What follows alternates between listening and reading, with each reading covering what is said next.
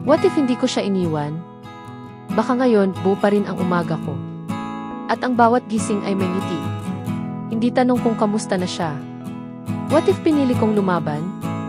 Baka hindi ako araw-araw nang hihinayang. Sa bawat alaala naming giniba, ng isang desisyong hindi ko na mabawi pa. What if hinintay ko siyang maintindihan ako? Baka sa halip na luha, may mga tawa pa ring umaalingaw-ngaw. Sa pagitan ng mga simpleng yakap, what if tinanong ko siya kung kaya pa? Baka napigilan naming bumitaw. At sa halip na tipaalam, ang narinig ko ay tayong dalawa pa rin, mahal. What if niyakap ko siya sa huling sandali? Baka ramdam pa rin niya, na kahit puno ng lamat, may natitira pa ring tunay sa aking pag-ibig. What if hindi ako natakot?